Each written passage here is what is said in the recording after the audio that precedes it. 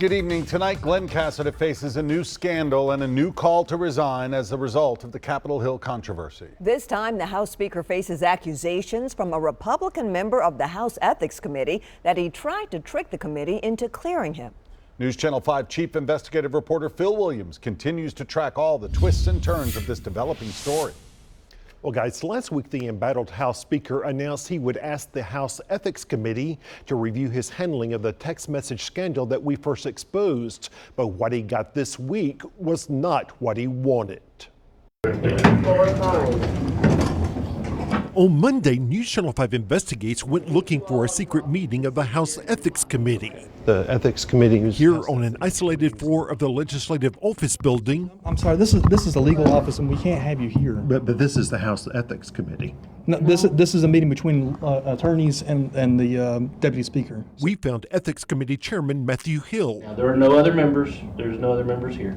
Preparing for one-on-one meetings with committee members. One of those members, former General Sessions Judge Mike Carter, did not like what he walked into.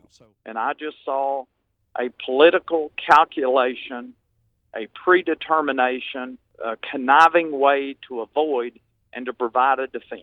And I was offended by it. Carter said Casada had drafted a request for an ethics opinion for his handling of the scandal involving racist and sexist text messages he exchanged with aide Kate Cothran that appeared to be designed to exonerate the speaker. The former judge did not like how Casada had framed the request. After I read it, I said, wait a minute, these facts are contradicted by documents in the public. I've seen copies of text messages that are opposite of this.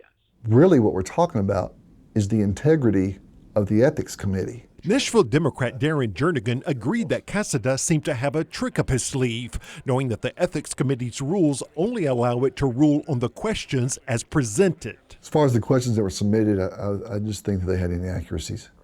And we can only rule and give an opinion on what's presented. And not just me, other members knew that there were problems with the questions. I do not believe those are true. From the beginning, Casada's story has shifted, from first accusing News Channel 5 of using fabricated text messages to later admitting they were real and apologizing. Representative Carter had an idea. If you want me to sign anything, you're going to have to take this back to the Speaker and have him sign under oath that the facts contained in this letter are true and correct. After that, I was told that's not going to happen. As to whether Casada has now opened himself up to other ethics complaints, Jernigan says, I think if a member wanted to do that, they would have ample evidence to do so. And now, instead of getting an opinion that clears him, the Speaker faces a call from Carter to resign. The former judge said that attempting to manipulate the Ethics Committee is all the evidence he needs. And if Casada doesn't resign, Carter said he should be removed from office. You can read the full statement at newschannel5.com. Vicki? Thanks, Phil.